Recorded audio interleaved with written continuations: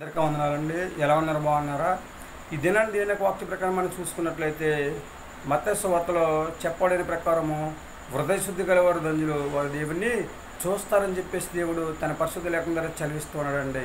మనం హృదయ శుద్ధి కలిగి ఉండాలంటే దేవుని మాట వినాలి, ఆయన మాట ప్రకారం నడుచుకోవాలండి, ఆయనకు అంగీకారంగా జీవించాలి, ఆయన ఎదుట నిలిచే అర్హతను మనము సంపాదించుకోవాలి, దేవుని దగ్గర మనం నిర్దోషిగా ఎంచబడాలి, దేవుని రక్తం చేత మనము కడగబడాలి, దేవుని యొక్క ఆశీర్వాదాన్ని మనము పొందుకోవాలి, మంచి ప్రవక్తను కలిగి జీవించాలండి.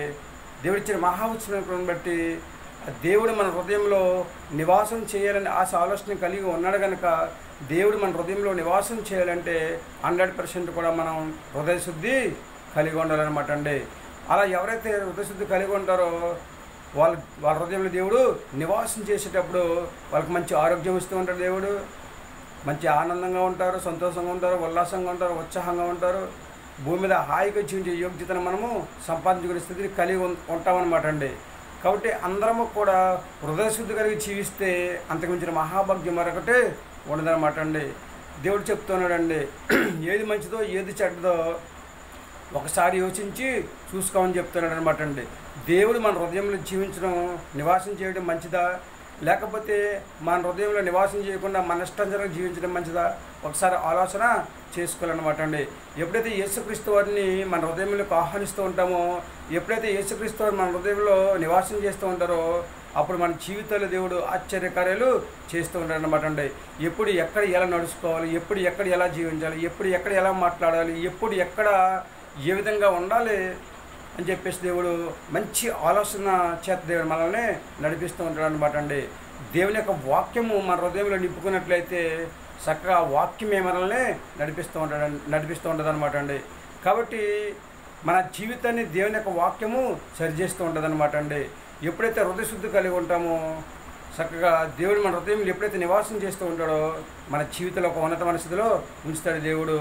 కాబట్టి మనందరము కూడా చక్కగా దేవుని మాట విని ఆయన మాట ప్రకారం నడుచుకుని ఆయన ఆలోచన ప్రకారం నడుచుకున్నట్లయితే అన్ని ఆశీర్వాదాలే, అన్ని దీవెనలే, అన్నీ మేలండి. కనుక దేవుడిచ్చిన మహావచనం బట్టి మన దేవుని పిల్లలను కనుక మనం భూమి మీద హాయిగా జీవించాలంటే, ఆనందంగా ఉండాలంటే, దేవుని రాజ్య వారసులుగా జీవించే యోగ్యతను సంపాదించుకోవాలి అంటే హృదయ శుద్ధి కలిగి దేవుని మన హృదయంలోనికి ఆహ్వానించాలి, దేవుని మన హృదయంలో నివాసం చేయాలండి. దేవుడు మన ఆస్తి కోరుకోలేదు, అంతస్తు కోరుకోలేదు, దేవుడు ఏమీ కోరుకోలేదండి. మన హృదయంలో కాస్త చోటు ఇవ్వమని చెప్పేసి అడుగుతూ ఉన్నాడు, మన హృదయంలో కాస్త స్థలాన్ని ఇవ్వమని చెప్పేసి అడుగుతూ ఉన్నాడు. మన హృదయంలో యేసుక్రీస్తు వారు జీవించే యోగ్యతను కలిగి మనం జీవించమని చెప్పేసి, మనందరినీ కూడా జీవించమని చెప్పేసి దేవుడు తన పరిశుద్ధ లేఖనంలో చెప్తూ ఉన్నాడు కనుక మరి ఏమైనా ఆలోచన చేసుకుంటారండి. హృదయ శుద్ధి కలిగి దేవుని మన హృదయంలోనికి ఆహ్వానించి భూమి మీద హాయిగా జీవించే యోగ్యతను సంపాదించుకునే స్థితిని కలిగి ఉండాలని చెప్పేసి ఆలోచన కలిగి ఉన్నారా?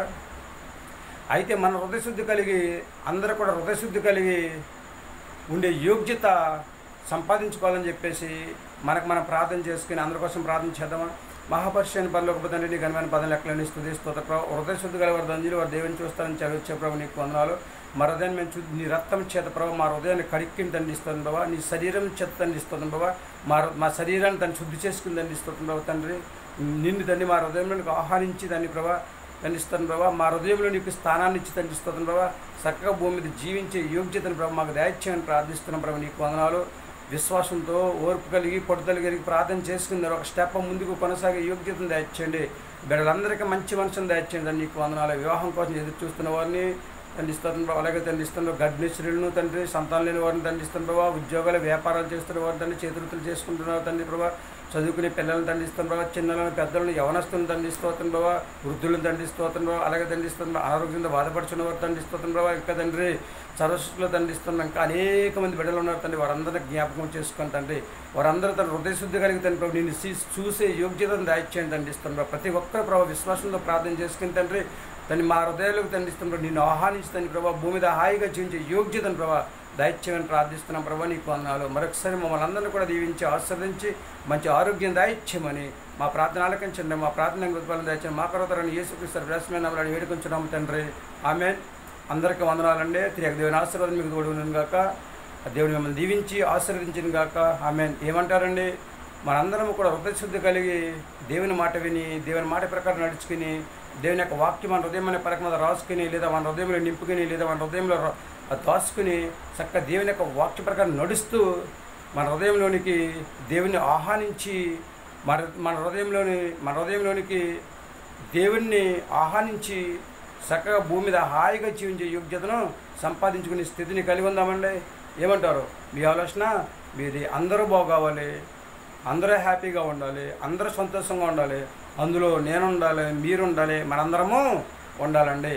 ప్రతి ఒక్కరు కూడా హృదయ శుద్ధి చేసుకుని దేవుని మన హృదయంలోకి ఆహ్వానించి, దేవునికి మన హృదయంలో కాస్త స్థలాన్ని ఇచ్చి చక్కగా భూమి మీద మనందరిని కూడా దేవుడు హాయిగా జీవించే యోగ్యతను దయచేయను గాక. ఆమేన్. ఏమంటారు? మీ ఆలోచన మీదే. అందరం దేవుని మాట విందాం, ఆయన మాట ప్రకారం నడుచుకుందాం, అందరూ కూడా దేవునికి మన హృదయంలో చోటిద్దాం, అందరూ కూడా భూమి మీద హాయిగా జీవిద్దాం. ఏమంటారు? అందరూ హృదయశుద్ధి చేసుకునే యోగ్యత కలిగి ఉందామా? ఏమంటారండి? మీ ఆలోచన మీదే. అందరికీ వందనాలు.